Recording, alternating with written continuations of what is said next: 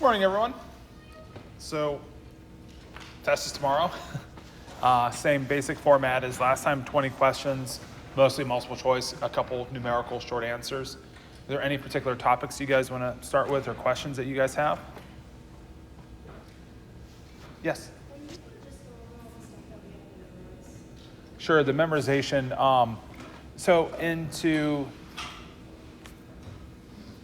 If we're just looking at chapter 4 as our starting point, I would probably have memorized the 7 strong acids. And so the 7 strong acids, I think as long as you remember that we start with HCl, that kind of helps you remember one of the others. So HCl, Br, and I, and not HF.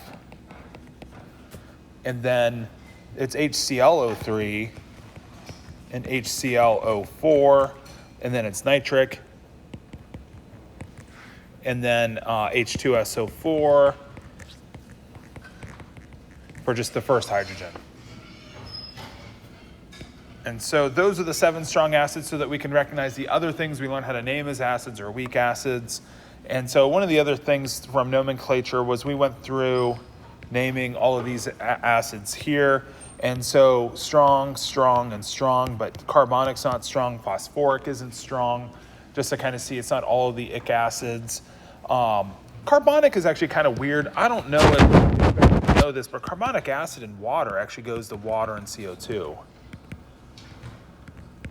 And we're talking about it a little bit, but carbonic acid is a little bit weird that it doesn't act kind of as in the same way as the others, but technically H2CO3 is a weak acid in water, even though it does happen to decompose mostly into water and CO2 if it forms in solution.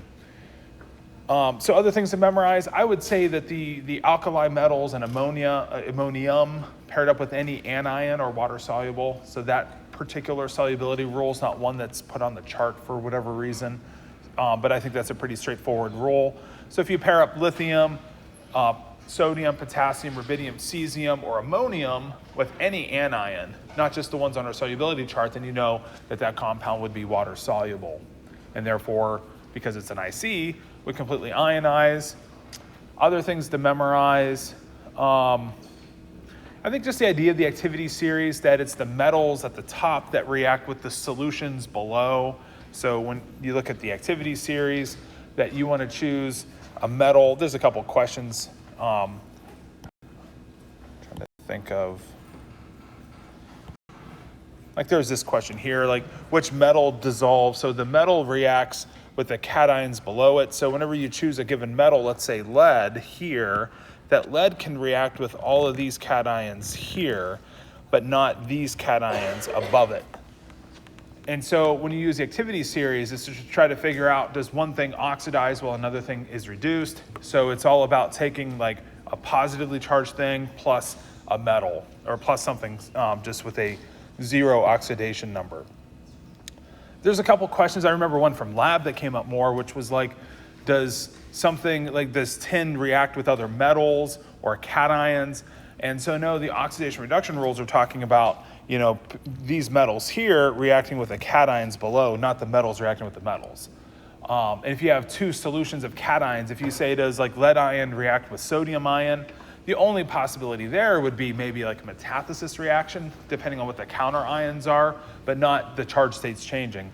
So once you see oxidation reduction, the helpful thing is to go back to metathesis, like the precipitation reactions, and see we weren't changing charge states. We weren't doing oxidation reduction. We were just doing precipitation based on solubility rules.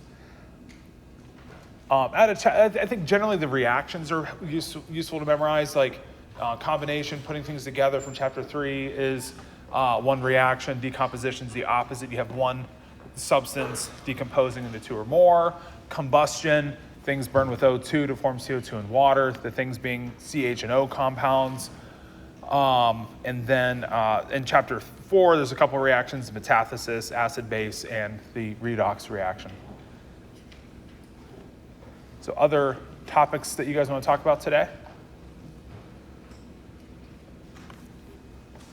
Okay, so yes.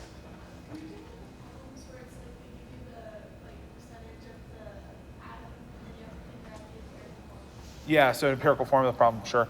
And so a question about percent masses into formula. One's like 11. Now there could be more elements than just 2, but if there's more elements, the key is just to take your mass ratios, which are often given in percentages by mass.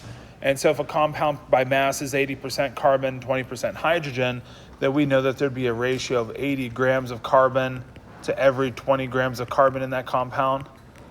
And then we're just converting using that element's molar mass, so 12.01 grams per mole of carbon.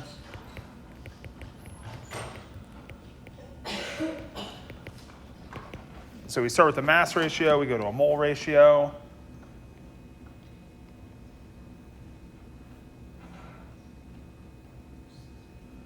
So I get 6.66 moles of carbon to 20 divided by 1.008, 19.84 moles of hydrogen. Divide both by the carbon mole. I think it's going to be CH3. Yeah, I get 2.98. So this is good enough so this comes out to be 2.98 moles of hydrogen in ratio to every 1 mole of carbon. So CH3 would be our empirical formula. And so then the question is saying, given a compound contains only C and H, molecular weight of the compound is double the mass of the empirical formula. So the molecular weight is 2 times this mass, so it'd be C2H6. And that looks like ethane. Nomenclature won't come up on our test, so I wouldn't worry about a mixed problem involving nomenclature and this topic. Back when this test was given, we would test 1, 2, and 3 together, the first three chapters. So we'd mix some naming questions back then. So that's that question. Now, again, the only thing that makes this more complicated is if you don't have whole numbers here, then just start thinking, do I need to double, triple, quadruple? So just take the times 2, times 3, times 4 until you get whole numbers. Other topics, questions? Yes? I mean, I don't think you'll have to do a BCA chart, and I don't necessarily think that even some types of problems that kind of almost call for it. There was the problem, one of the last ones I did in class on Friday was one where you had like H2 and O2 reacting, and you're told like how many moles of water form, and then you're given a little bit of information about the initial amounts, and I think we were asked there how many total moles of gas were initially present. So like that problem, whoever wrote it was really thinking BCA chart. But even that one, we don't need to use a BCA chart. So I don't think there's any problem where you have to use one. It's just a way, I think, of trying to see that you're losing reactants, gaining products according to their coefficients. And if it's helpful to you, that's great. If not, then I think you'll be fine.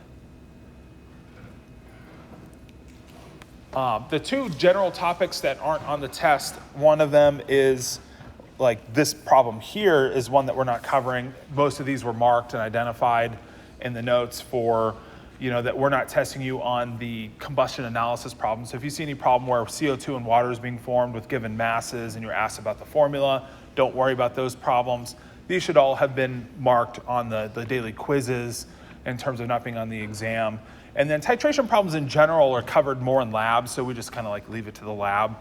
You might see some problems of those. If you do see those might help you when you get to the lab topic later. So those are the only basic topics that are in the 2 chapters that you're not responsible for on the exam. Other questions this morning? Yes?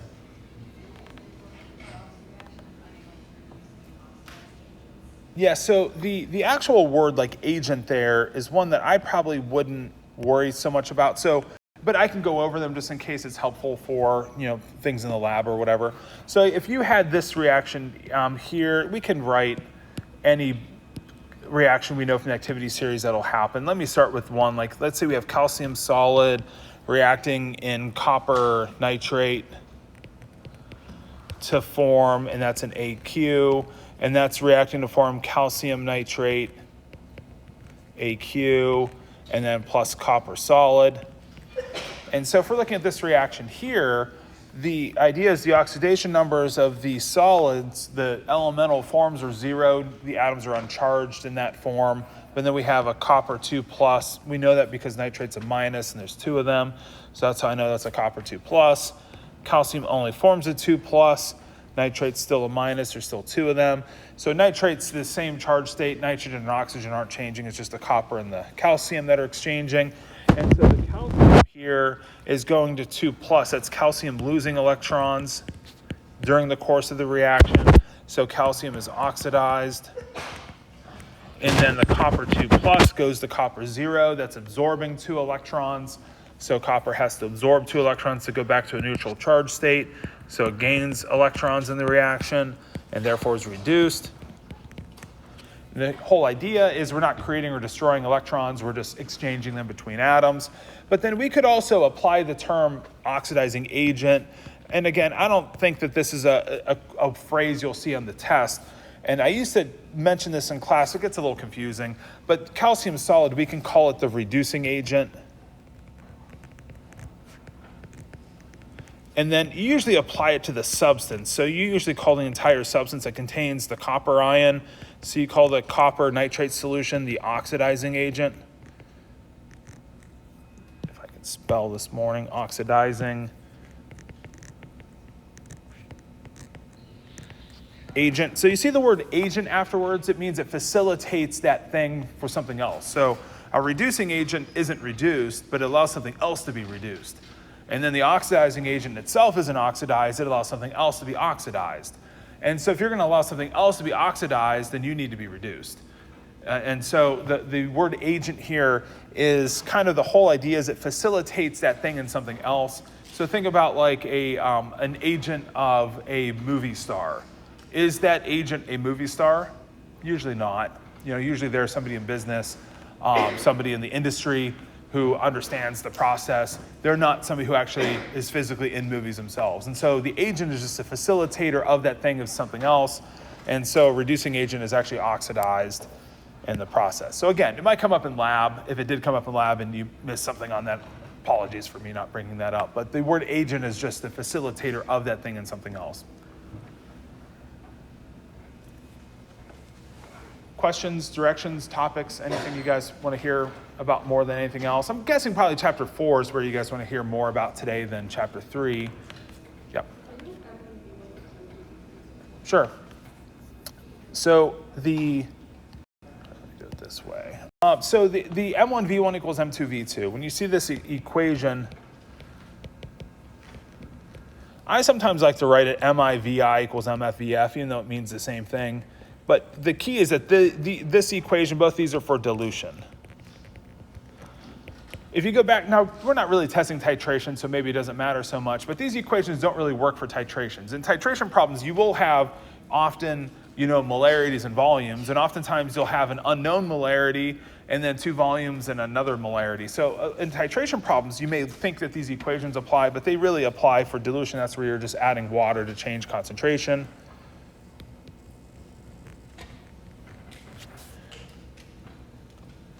So like, let's say we have, you have, a solution that's 2.00 molar HCl. And then let's say we want to prepare, so we have like this solution here. And let's say we have as much of it as you can imagine. We have like a big jug of it. And so we want to figure out how much of this solution do we need to use and dilute with water to prepare so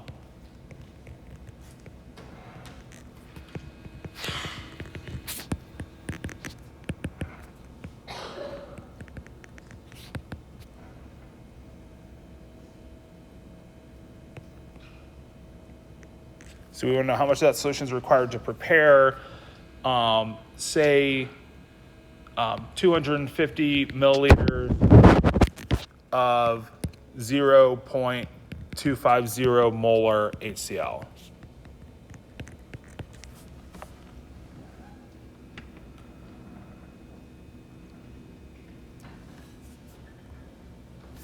And so this would be our V2. We want our final volume to be. This is what we want our final molarity to be. And then this is our M1 here. And so we're looking for V1. So we're looking for how much of the higher concentrated solution do we need.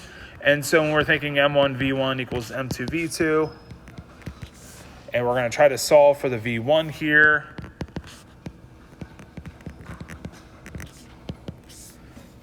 And so it should be the final molarity we're looking for, the final volume we want, and then divide by divide by M1, which is 2.0 molar.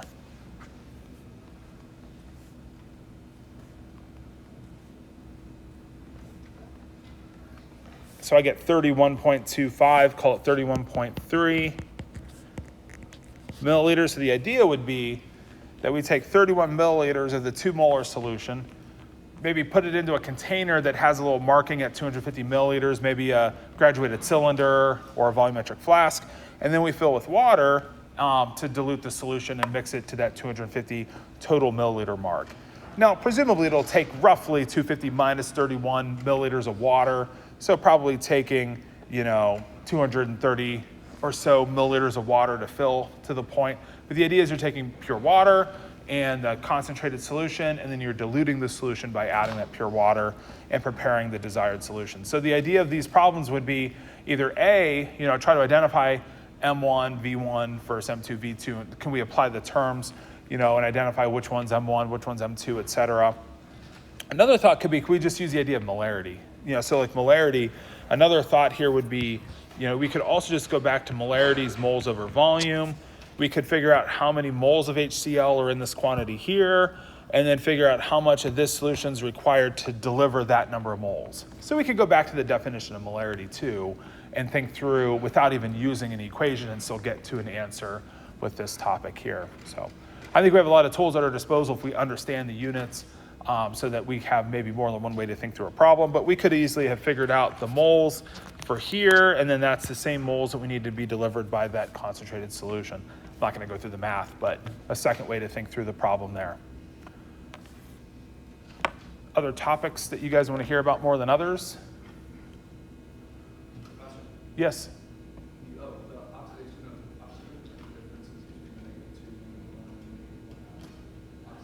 Yeah. So oxidation number rules. And so I think the idea of oxidation number rules is just to kind of like do it in a slightly different way than our slide and the notes. Like F is always -1 in compounds.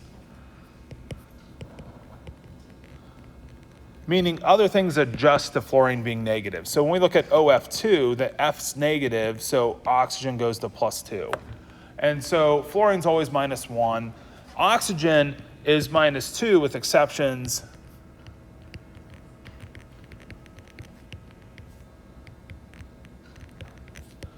of compounds with fluorine. Obviously, we see oxygen's not -2 when it pairs up with fluorine, and then an O2 2- and O2-, and then these two ions here are only forming with alkali or alkaline cation, so very rare compounds that aren't forming with just any metal. So if we see with oxide, if we see K2O, then we know that we need 2 + -2. This is just the potassium oxide from naming. That's oxygen with a -2 oxidation state. But potassium can also form this compound K2O2. So we have a +2. We get a -2 for the 2 O's, so that's -1 for each of the O's. That's potassium peroxide from our nomenclature, because that's the O2 2- ion. And then potassium can also form KO2. Potassium's always plus, so it makes the entire 2 oxygens -1, so -0.5 for each of them. And so the oxidation number can go fractional. It doesn't have to be a whole number, but this is one of the cases where it's fractional. There's probably no other common examples that are fractional. So this is one of the rare ones that you see with a fraction. But the idea is that you just somehow have O2 sharing a negative charge. If you want to see the difference here, it's like an oxide ion in terms of a Lewis dot diagram. You guys probably remember learning these. That's the 2- oxygen, so that's the oxide ion. The peroxide looks like this. We'll see this a little bit more in chapters 8 and 9. We'll get into this topic. And so that's what O2 2- looks like. And then O2-, there's a few different ways you can sort of structure of the ion here, but it kind of looks something like this, where we have an extra electron in the middle, we have like a net negative charge in the center of the ion. That's what O2 with a minus charge looks like. It kind of looks like you take peroxide and you take an electron away, then you take the other electron and put it more in the middle between the bonds. And so that's kind of to give you a sense of what these things look like. Sometimes we just see formulas, things don't make a whole lot of sense, but that's the difference between K2O, K2O2, and KO2. Now the peroxides and superoxides are only gonna form when you know the other thing's charged, just based on the idea that they're not forming with random metals, only with like alkali, and sometimes with alkaline. So you can have like CaO2, you actually can't form the superoxide with calcium, but you can with alkalis, but not with the alkaline. But this gives you the 2 minus, so that's the peroxide, so -1. And so oxygen's usually -2 with a couple exceptions. And then the things that are in the halogen group are usually -1, except when they pair up with O or F. So a couple examples would be like HCl would be the ordinary minus for chlorine. But if you had the ClO3 minus ion, this is oxygen and its usual -2. So there's 3 of them, so -6, accounting for the 3 O's. And so in order to get to the charge for that ion of -1, chlorine has to be a +5. So chlorine are just positive for oxygen. If you had ClF3, fluorine's one that stays negative, 3 of them, so chlorine's a plus. So chlorine can have a variety of oxidation states when it pairs up with O or with F. So it's like O trumps the chlorine, but F trumps the chlorine. So like in terms of keeping their negative charge. This all ends up having to do with electronegativity. Fluorine wants electrons more than the chlorine or oxygen atom. Any other oxidation number rules that kind of come up? Let me do just another couple examples in the category of oxidation numbers. Like if you had CaCr2O7, calcium's its usual +2, oxygen's its -2 usual state, so -14. For the 7 -2 oxygens, +2 for calcium. That puts chromium to +12. There's 2 of them, so that's +6 for each. So oxidation numbers we track per atom, but then we do the math, taking the number of atoms into consideration. So -2 per O, there's 7 O's, so -14 for all of those O's. Okay, other topics? Okay, so I have a couple practice quizzes that have some questions. All right, let's start with this slide here. So the first, this question here, I'm gonna go ahead and throw out and I'll tell you why. So for chapter 4, the very last section on stoichiometry, the main parts of stoichiometry we wanna solve are just cases where we're calculating how much of one thing do we need to react with another, or how much product do we form from solution reactions taking place. Whenever we get into analysis, which is like titrations, or it's like analyzing a compound, this one here is trying to determine based on the precipitate mass, like how much do we get. Those are not necessarily impossible problems for us to solve. We could totally solve this problem here. It just requires a lot of time and effort and math. So in a 50-minute test, this would probably be like a 5 or 10-minute question. So in lieu of us spending 5 or 10 minutes on questions like this, we just kind of skip them in general. So when you see a question like this, you can kind of say, okay, that looks like analysis. So I'll get to a couple questions that are within the realm of problems I would worry about for our exam. An oxidation question here. So which solution, which metals dissolve in HCl? And so this all has to do with where H2 is on the chart. If you remember that things like copper, mercury, gold, those are the things that are below the hydrogen atom, and then lead is above. So you can consult the activity series, you don't have to remember it, but without necessarily pulling one up here, this is where lead's above the activity series, and aluminum's above it as well. And so aluminum's not going to dissolve in the acid, wrong way. The aluminum will dissolve in the acid solution because these things will dissolve in the solutions of the cations below them. So aluminum dissolves, but then the gold is good. Gold does not dissolve in the solution. So gold doesn't dissolve in the solution of the cation above it because its activity is too low. So gold is more reactive. It doesn't react with the lesser reactive H plus to produce the lesser reactive H2. And so we want to start with something more reactive so we can produce something less reactive. So we want to be able to start with aluminum and produce H2. So the reaction of Al and the H plus solution should be that it oxidizes the Al3 plus, its common cation, and then H2 returns the H2 gas. And so then if we want to balance this out, it might be a little bit more helpful if you throw in like the chloride ion, because then that gives us like a counter ion to kind of see maybe how to balance this a little bit more easily. But if I want H2 and H here, I end up needing to do this just to make this be a whole number. And so that gives me, with 2 AlCl3s, it gives me 6 chloride ions on both sides, and then 2 aluminums. And so I end up tripling here because if I keep it as 1, I can't balance the chloride ion because I need more than 2 HCl's. And if I go to 3 HCl's, I have a fraction for H2. And so I just want to make H2 be a positive number. So I have 6 H2s on both sides, or 6 H atoms on both sides, now 6 chlorides on both sides, etc. So if we wanted to write and balance the oxidation reaction, that's how we would do it. And it works, and this reaction works because this is more reactive when we produce the H2, which is less reactive. So we want to start with something more reactive on the series and produce something less reactive. And so only 2 should dissolve here. When copper is mixed with nickel, what type of reaction takes place? And so again, copper is below H2, nickel is above. So if you need to check the activity series, make sure to do that. But nickel is higher up, it is more reactive, copper is less reactive. And so we should be able to have the nickel dissolve in the copper solution as the copper goes back to copper 0. And so this should be an oxidation reduction reaction taking place as this set of reactants are mixed together.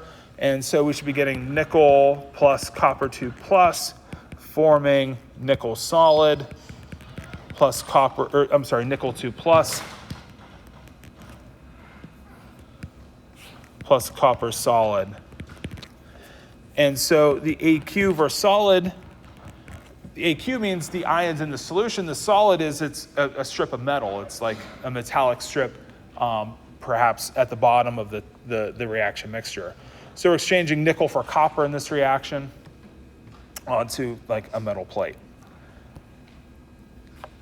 Which compounds are soluble in water? This goes to the solubility chart where mercury has 2 different ions it forms. Only one of them is an exception for some of the ions to be insoluble. The exception ion is Hg2 2 plus. Hg2 plus is just an ordinary cation that's not one of the exceptions for chloride, bromide, iodide, and also sulfate. And so HgBr2 is soluble in water because that's not one of the exceptions. It's the Hg2Br2 would be the exception. So Hg2Br2, this would be the Hg2 2 plus with the 2 minus bromide ions pairing it out together. So this would be insoluble, but the HgBr2 is soluble. Hg2SO4, that is the Hg2 2 plus with the sulfate 2 minus, so that is insoluble. And then the Hg2 acetate, everything with acetate's water soluble, including mercury 1. And so here would just be only, I'm crossing it off for the wrong reason. I want to circle, it's soluble. I basically had said it's soluble and then cross it off, but the question is looking for soluble, not insoluble. And so Hg2 acetate is water soluble because all acetates are water soluble. HgBr2 is water soluble because Hg2 plus is not one of the exceptions for bromide, just Hg2 2 plus. So 1 and 3 here are water soluble. Question 15 is getting at concentration. Preparing a solution, it's from section 4.5. So we have 5.5 grams of glucose added to an empty volumetric flask and filled with water. It's for a volume of 250 milliliters. What is the concentration of glucose in units of molarity? So we could write that like this, because this is the brackets are what's the molarity of the glucose in the brackets. So the brackets mean what's the molarity of the thing inside the brackets. And so then we want to convert the 5.5 grams of glucose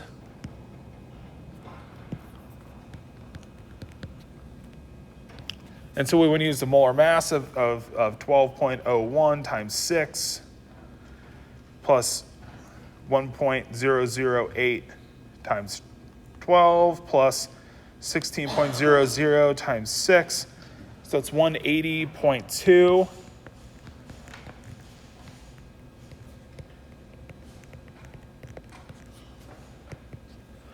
And so that's the moles. And molarity is moles per unit volume. So I want to divide all this by the volume, but specifically in liters, because M is mole per liter. So I go 5.50 divide by 180.2 divide by 0.25. I get 0.122 mole.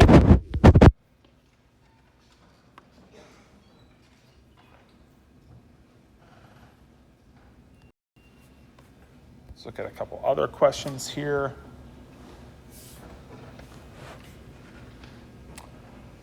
So 16, I think, is a good question because it's getting at like limiting versus excess reactant. The types of stoichiometry problems I want us to worry about from chapter 4 are very much the problems like we saw in chapter 3, just where we're now using the molarity and volume here. So we have 50 mils of silver nitrate, and it's being reacted with 4.78 grams of calcium chloride.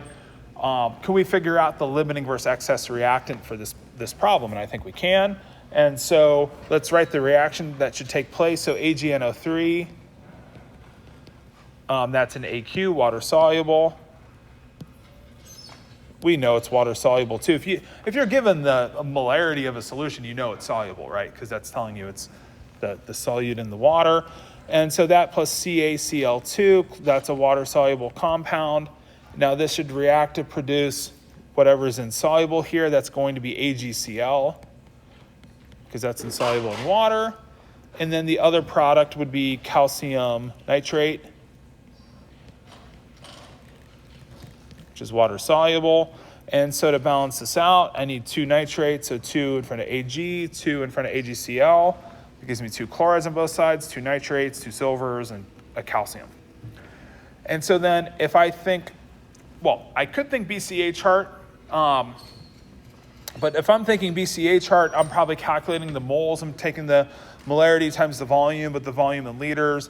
And so I might be looking here and saying that's 0.25 moles per liter, and then multiplying by 0.050 liters. And so that's 0.0125 moles of the AgNO3 solution. We could go that route.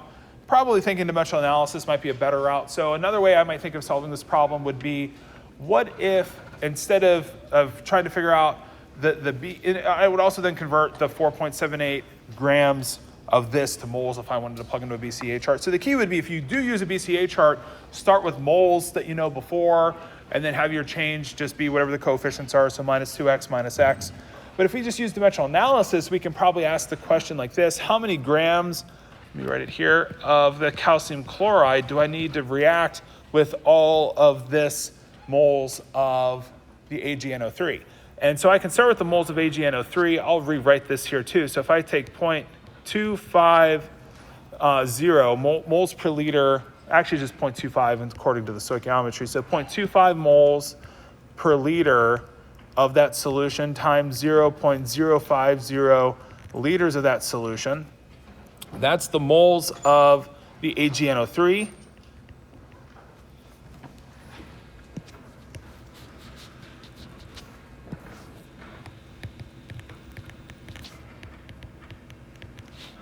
So moles of AgNO3 per liter, and then multiplying by the volume in liters. Just making sure we see that that's the moles of silver nitrate. For every 2 moles of AgNO3 that are present, we need to add 1 mole of the calcium chloride. 1 mole of calcium chloride, I think it's 40.08 is calcium, plus 35.45 times 2, that's 111.0 grams. And so I need to add 0.25 times 0.05, divide by 2 times 111. I only need to add 0.69 grams of calcium chloride to the solution, and I have 4.78 grams. And so this is very much like a chapter 3 style problem where we're just taking now, instead of a mass and molar mass for the AgNO3, we're just taking a molarity and a volume to get the moles. And just for every 2 moles of AgNO3, we need to add a mole of calcium chloride. Then we use the molar mass of the calcium chloride to see that we need way less calcium chloride than what we have available, which is good for calcium chloride to be the excess reactant and the AgNO3 to be the limiting reactant. Okay, so the silver nitrate is the limiting reactant because it limits how much reaction takes place, not the calcium chloride. Calcium chloride is the excess reactant.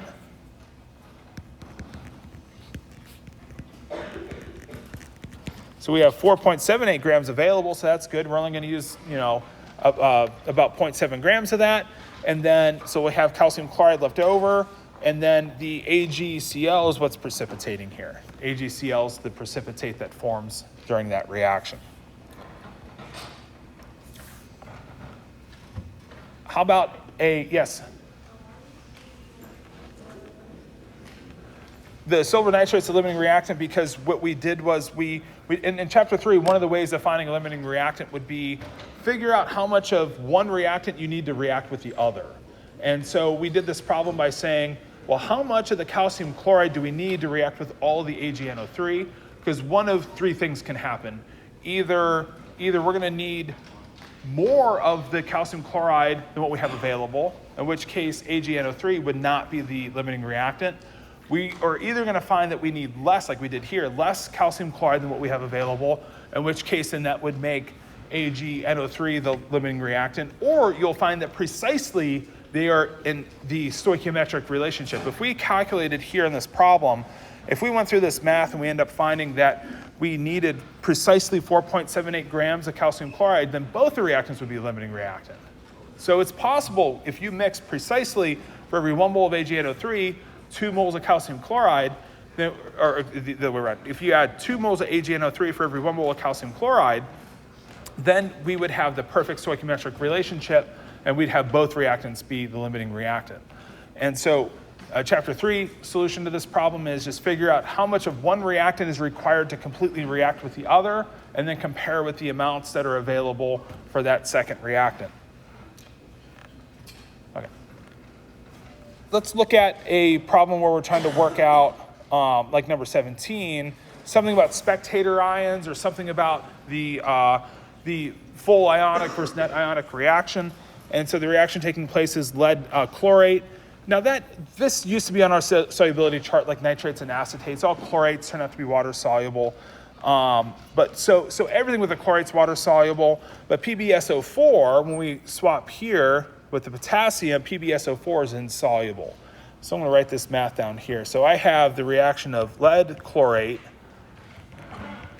which let's take for granted, or let's say, let us tell you somehow in the problem that this is a water-soluble compound, then that this reacts with K2SO4, AQ. Now, I know anything that pairs up with potassium is water-soluble by rule. And so I should know for sure that the KClO3 is water-soluble. But then the PbSO4 is my insoluble precipitate. And it's a 2 plus 2 minus. That's how I know the formula. So our charge states aren't changing here. We're just exchanging ions. And so when I have this ionic compound mixed with this ionic compound, PbSO4 precipitates from the solution. And so then what's the net ionic equation for this reaction? Well, if we want to write the net ionic, think about the full ionic. Or if we want to identify spectator ions too, we're generally kind of writing the full ionic reaction, which would be writing plus ClO3 minus, there's 2 of them. And so what we're thinking here is this thing here a strong electrolyte? So strong electrolytes include the water-soluble ICs. So if it's a water-soluble ionic compound, it's a strong electrolyte, completely ionizes, or if it's one of the 7 strong acids. Everything else I would leave intact.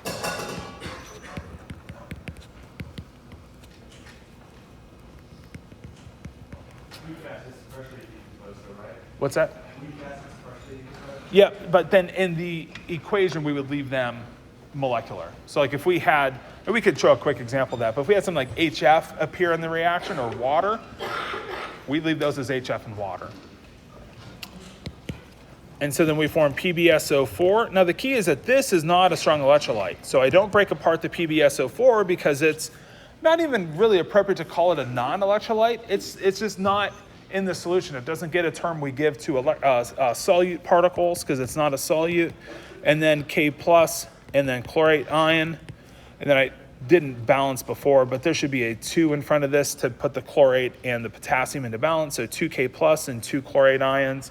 And then these ions here that I'm circling are the ions that are identical on both sides of the reaction and are unchanged. So the spectator ions here would be K plus and the chlorate ion.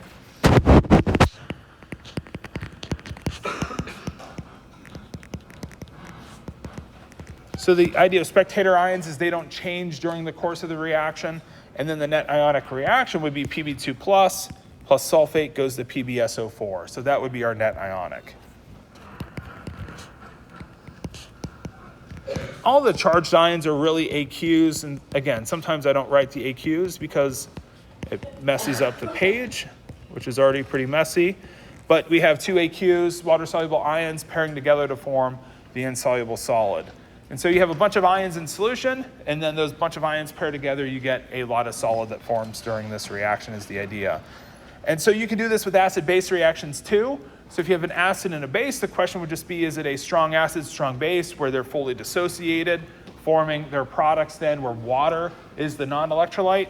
Or do you have something like H3PO4, HF, that's a weak electrolyte. So if you had this question for like H3PO4 reacting with, say, KOH, and we've done this exact example a couple times, but if we're reacting this with KOH-AQ, and they're reacting in water, the idea would be that we're forming K3PO4, getting all the way to the potassium 3 minus, 3K plus ions to balance it out, water-soluble compound, and then plus 3 waters. The key here is that this reaction here only breaks apart the K plus and the hydroxide ion because that's our only strong electrolyte. We leave H3PO4 as H3PO4 because it's a weak electrolyte, strong electrolyte. KOH is a strong electrolyte. K3PO4 is a strong electrolyte. So the only spectator ion here that's the same on both sides is K plus. So you don't have to have the spectator ions be both a plus and a minus. It could just be, in this case, just potassium. Because our net ionic equation here would be H3PO4 plus 3 OH minus goes to phosphate ion plus 3 waters.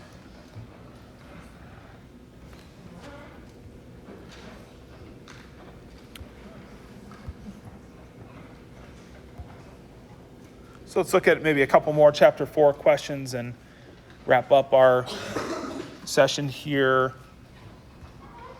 18 is getting at titration, so I wouldn't worry about titrations.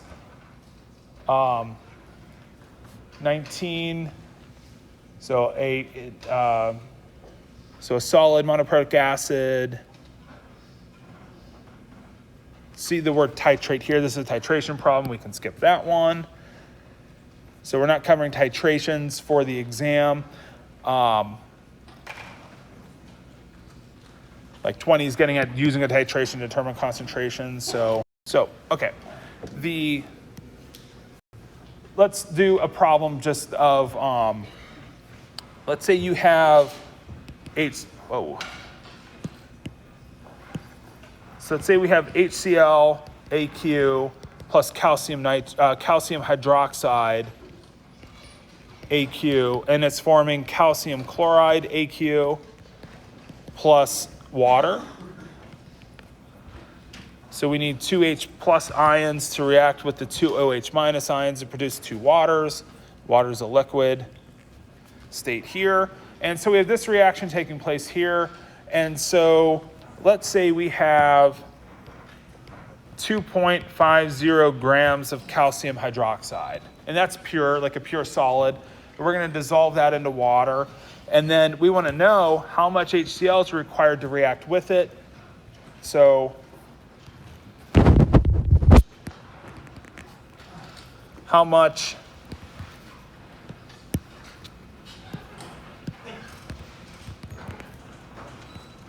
of 1.00 molar HCl in milliliters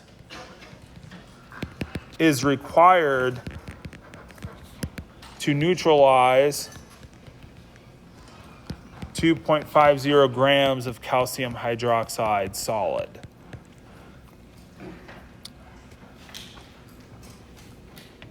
So again, the idea would be I have calcium hydroxide, I'm gonna dissolve it into water, I have 2.5 grams of it.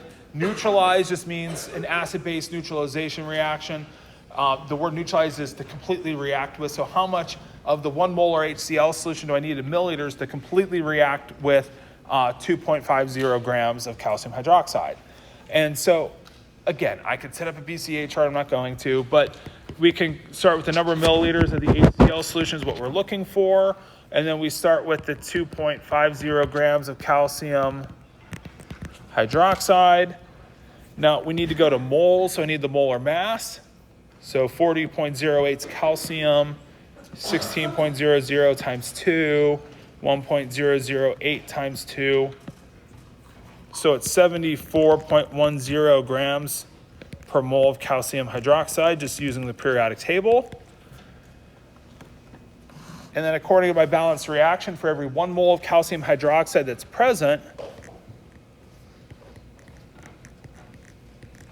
I need to add 2 moles of HCl solution, or 2 moles of HCl through the solution that I'm using. And if it's 1.00 moles of HCl per liter of solution, this is what 1.00 M means, is 1.00 moles of HCl per liter of solution. That's from the definition of what molarity is. And so that then allows me to convert to milliliters. So multiply by 1,000. So 2.5 divided by 74.10 times 2 times 1,000. So I get 67.5 milliliters. So 67.5 milliliters of the HCl solutions required to be added to that quantity of calcium hydroxide in order to completely allow it to react to form water to neutralize that base. So we have an acid-base reaction taking place in that process. Okay, so again, we talked a little bit about chapter 3 for those who weren't here at the start. We went into some chapter 4 concepts. Between this and some review we saw last Friday, if you hadn't seen it, the remaining packet problems from the chapter 3 and 4 review packet I put up for our lecture class, I put those up after class on Friday. Those are on Carmen if you want to check those solutions out. So with that, that'll wrap up our review portion. So that's good. I want to do maybe one more stoichiometry problem if there's one available.